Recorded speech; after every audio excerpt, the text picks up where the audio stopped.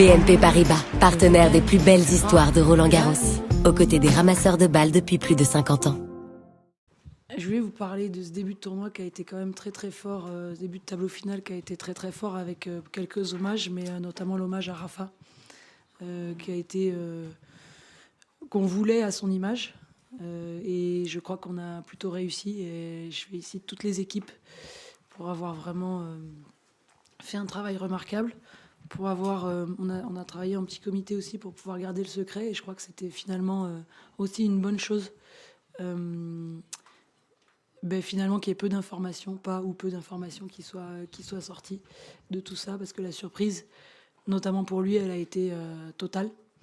Donc voilà, je crois que ça a été à la hauteur de ce qu'on avait envie de lui offrir, de l'émotion qu'on avait envie de lui offrir, et il a pris le moment pleinement et il se l'est approprié, et c'est grâce à lui, évidemment, que ça a eu le retentissement que ça a eu. Donc voilà, il y a eu Richard, enfin voilà, beaucoup d'émotions. Il y a eu Richard aussi hier, Nico, hier soir aussi, qui a été très émouvant également. Caro, qui nous a fait la petite surprise avant le début du tournoi de nous annoncer que c'était son dernier Roland.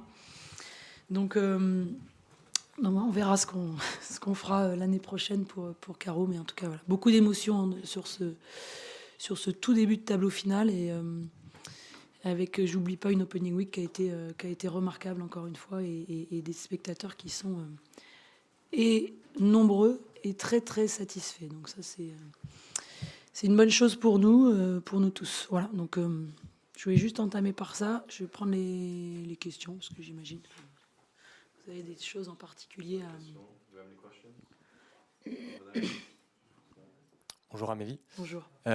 Vous avez, je commence par le négatif, mais vous avez suivi pas mal de critiques déjà sur la programmation des Night Sessions, encore de la part de joueuses. Où est-ce que vous en êtes dans vos réflexions par rapport à tout ça? Merci. De la part de plusieurs joueuses? Il y a notamment Ons Jabeur qui a eu, Voilà. il y a eu un gros retentissement. Ouais. Sur la programmation des matchs de soirée, je ne vais pas arriver avec vraiment de nouvelles choses à vous raconter par rapport aux années précédentes, puisque notre système d'avoir un match unique le soir n'a pas changé, et que de fait, on ne va pas changer toute la façon de penser autour de ça. Moi, ce que je peux vous dire, c'est que le temps de jeu est évidemment pris en compte lorsqu'on a un seul match, ou le temps potentiel de jeu. Parce qu'on ne peut évidemment pas prévoir, ni pour un match féminin, ni pour un match masculin, le temps que ça va durer. Mais en tout cas, c'est quelque chose qu'on doit prendre en compte, notamment par rapport aux 15 000 personnes qui sont dans le stade pour les matchs du soir. Et donc, évidemment, de par le fait que les matchs d'hommes se jouent au meilleur des 5 manches, il y a 3 sets minimum qui seront joués. C'est compliqué pour nous de faire autrement, ouais, c'est sûr. Question première. Il y a un match demain soir, en plus du tennis, un match du Ouais. PSG. Est-ce que Bon est-ce que c'est compliqué pour justement la programmation de demain soir? Est-ce qu'il y a déjà une idée? Est-ce que le programme va sortir bientôt? Alors la prog, on doit encore travailler pas mal de trucs dessus. Donc c'est vrai que généralement on la sort, je sais plus, on essaye de la sortir assez tôt chaque jour, pour que les joueurs justement et les joueuses aient le temps de se préparer. On va prendre un petit peu de temps encore là après. On a commencé à réfléchir hier soir, mais je vous cache pas que voilà, on fait une bonne nuit de sommeil, enfin une bonne nuit. Un peu de sommeil par-dessus, et puis on y repense souvent le lendemain, tranquillement, une fois qu'on a eu tous les résultats. Et puis on va sortir ça en début d'après-midi, j'imagine. Par rapport au fait qu'il y ait le match, la finale de Champions League, ça change pas énormément de choses pour nous. Voilà, on vit notre tournoi, on est content de voir que le PSG est en finale, clairement. Puis on espère que ça va rouler pour eux.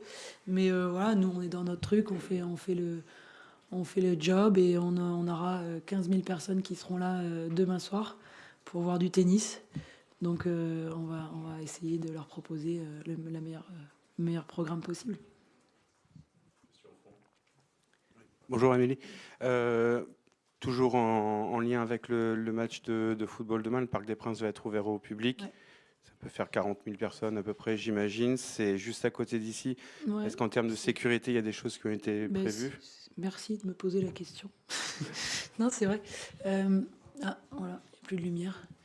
Non, merci de me poser la question parce qu'effectivement, d'abord, il y a une information importante, c'est que la ligne 9 du métro devait être fermée. Elle sera bien ouverte tout le week-end. Donc ça, c'est quand même pour eux et pour nous une belle nouvelle. Ce qui va permettre aux gens, que ce soit évidemment au parc, mais à Roland-Garros aussi, de pouvoir venir et repartir dans des bonnes conditions, le cas échéant. Et ensuite, tout ce qui se passe autour du parc de Roland-Garros, tout ça, il y a les équipes en place de la préfecture de police qui vont gérer le truc, qui ont tout verrouillé, qui sont évidemment bien au fait de tout ce qu'ils doivent mettre en place. Et donc voilà, de ce côté-là, c'est hyper verrouillé. Nous, on gère dans le stade et on essaye aux abords proches aussi, mais tout ce qui se passe hors stade, la préfecture de police est en charge de ça. Et vous doutez bien qu'ils sont très très bien staffés, et évidemment rodés pour ce genre d'exercice. Je vais changer un peu le sujet. Parler du tennis féminin français. On va avoir une femme en deuxième semaine. Et pour en parler, et du coup, comme nos amis anglo-saxons rêvent d'une night session féminine, pourquoi pas Louise Boisson et Elisa Jacquemont? D'abord, c'est vrai que c'est une belle surprise parce que si on se replonge une dizaine de jours, même pas, une semaine en arrière, c'était compliqué pour le tennis féminin français. Il y avait, il y a toujours de toute façon une réflexion de la fédération. Pour le coup, c'est pas moi qui m'occupe de ça et qui suis en charge de ça, mais je sais que Gilles a mis en place un plan de réflexion pour peut-être une refonte de la filière féminine. Donc, qui, de toute façon, je pense que c'est une bonne chose. Mais effectivement, ça fait plaisir de voir que au-delà de ça et de ce constat-là, des quelques mois qui viennent de s'écouler, et des classements, puisque c'était le sujet, c'était de dire qu'il n'y avait qu'une seule joueuse française dans les 100, de voir qu'il y a 2 joueuses qui se sont extirpées de ces 2 premiers tours et qu'elles vont s'affronter et que donc il y en aura une en 8e de finale. Donc c'est une bonne chose. C'est une bonne chose pour le tennis féminin en France, ça c'est certain. Après la programmation, on va voir. Je vous ai dit, il y a pas mal de choses à voir entre les requêtes des uns et des autres. Et puis voilà, on va essayer de faire au mieux. Amélie, on sait que les gens qui ont acheté les tickets pour samedi soir sont des fans de tennis, mais je pense qu'ils sont aussi fans de foot. Est-ce que tu as anticipé des éventuels débordements? Je pense à un but. Est-ce que tu vas faire passer des consignes près des hôtesses pour interdire de regarder le match sur le portable? Je sais pas si tu peux interdire à quelqu'un de checker son téléphone, je suis pas sûre. Non, on est comme d'habitude, de toute façon, dans toutes circonstances, on est très vigilant. On a le service de sécurité qui, ça c'est pas spécialement pour quelqu'un qui va dire. Donc, si tu penses au JO, peut-être quand il y a eu le truc, quand on va pas interdire aux gens clairement de regarder leur téléphone, de suivre le score ou de savoir quand il y a un but ou pas. Donc, on va voir comment.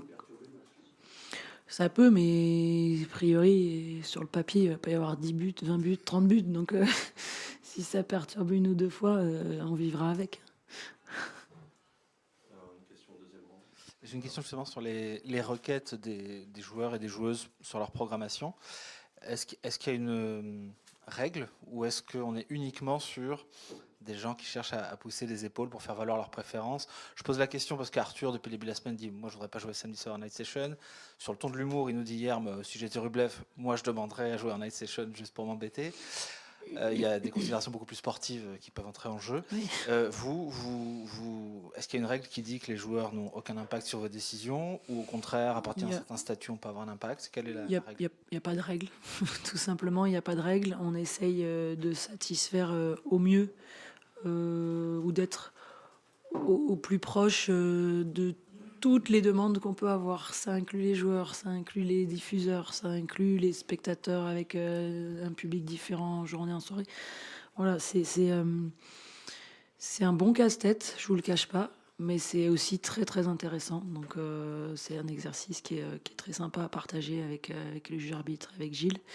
Mais voilà, mais il n'y a pas de règle pour répondre à la question. Il y a pas de règle tout simplement. Pourcentage de réussite, c'est quoi sur une journée? Je sais pas, on n'a pas calculé, mais c'est intéressant de le faire, ouais. Amélie, je vais revenir avec un sujet dont on a parlé aussi l'année dernière, c'est le comportement de certains supporters, je dis bien certains supporters français, notamment sur le 14. Est-ce qu'on pourrait imaginer, comme en football, l'apport de certains stewards devant les tribunes pour rappeler le code du tennis, par exemple, aux gens qui ne le connaîtraient pas? En particulier, 14, le 7, sur des cours qui sont, Mais- on va dire, chauds. mais en fait, par rapport à, vous parlez de ce que Kekmanovic a rapporté, ou c'est plus quelque chose... Il y a eu Mencic, Kecmanovic, il y a eu 3-4 joueurs qui se sont plaints de, Et en fait, de comportements, je reprends leurs paroles, grossiers, des crachats. Alors en fait là-dessus, nous on a tout regardé parce que évidemment que si ça arrivait, ce sont pas des choses qui sont acceptables. Et en fait nous, à chaque fois qu'on a eu une plainte, à savoir dans ces cas-là, si c'est pendant un match, évidemment le joueur doit aller voir l'arbitre parce que et évidemment se plaindre. Pour le cas de Kekmanovic, il a eu aucune interaction avec l'arbitre, aucune. À aucun moment il est allé voir l'arbitre pour dire j'ai été insulté ou je sais pas quoi, on m'a craché dessus, puisque c'est ce qu'il a déclaré dans la presse. Donc nous, évidemment que si on nous rapporte des incidents comme ça, la personne dégage et on n'aura pas de tolérance pour ce genre de comportement. Je l'ai déjà dit l'année dernière. Simplement, dans ce cas-là précis, oui, c'est chaud. C'est chaud dans l'ambiance. Les gens, on voit qu'ils ont envie de participer. Ils donnent de la voix, ils encouragent, ça c'est clair. Mais je suis embêtée parce que dans cette situation-là, on nous a rien rapporté. Donc effectivement, c'est alors que vous doutez bien si il se passait quoi que ce soit comme ça, soit on en est témoin, nous, notre service de sécurité, ou l'arbitre, ou les gens qui sont sur le cours, ou le joueur qui vient tout simplement se plaindre, ça c'est évident qu'on prendrait les mesures. On n'en est pas là dans notre réflexion. Je sais pas, peut-être un jour, mais pour l'instant, on n'en est pas là. On a le temps pour encore 2 questions. Amélie, à votre gauche. On entend bien vos arguments sur la programmation, sur le fait que on ne peut faire qu'une session et qu'un match en session de nuit, qu'un match féminin va durer a priori beaucoup moins longtemps, etc., etc. Donc la question en fait qui se pose vu le message, alors pas le message que vous voulez envoyer, mais la manière dont il est reçu par des jeunes filles et des jeunes femmes, est-ce que finalement cette idée de Night Session c'était pas une mauvaise idée? On avait aussi un charme à Roland-Garros, je sais pas, je me rappelle, je crois que c'est 2010, Fonini mon fils qui se termine à 21h57, on se demande si ça va se terminer, ça va pas se terminer. C'est des souvenirs qui restent ancrés pendant très très très longtemps, plus que un match qui se termine à 2h du matin par exemple. Alors des matchs qui se terminent à 2h du matin, on en a eu, ou même au-delà, en a eu un. Je dis ça comme ça. Donc dans des conditions particulières, vraiment. Vous allez vous souvenir du match d'hier soir avec les 15 000 personnes qui sont, je pense, très contentes de ce qu'elles ont vécu. Je pense qu'il y a beaucoup moins que mon fils Fonini, quoi. Beaucoup moins. Ah, ça, je pense que les 15 000 personnes qui étaient là hier soir, elles s'en souviendront. C'est mon avis. En tout cas, quand on les entend dans les allées et sortir, je pense qu'elles ont passé un très bon moment. Donc, dans l'absolu, je ne pense pas que ces sessions de soirée soient des mauvaises choses. C'est plein, les gens viennent, les gens répondent présents. Pour le coup, on n'a pas de siège vide. Donc, pour moi, ces sessions de soirée, elles sont... En fait, en tant que spectatrice, je regarde le stade et je regarde le Châtrier, comment il vit le soir. Pour moi, les gens sont heureux d'être là. Ils passent des bons moments. Dernière question. Bonjour Mélie, ici, j'aimerais avoir votre avis pour élargir un petit peu le débat sur l'attractivité ou la perte d'attractivité du tennis féminin, parce qu'on parle des night sessions et notamment du tennis féminin, mais globalement, est-ce que vous trouvez que depuis 10-15 ans, le tennis féminin mondial a perdu un petit peu en attractivité? On a vu hier avec les matchs qu'il y avait sur le Central, avant Richard Gasquet, il n'y avait pas beaucoup de monde.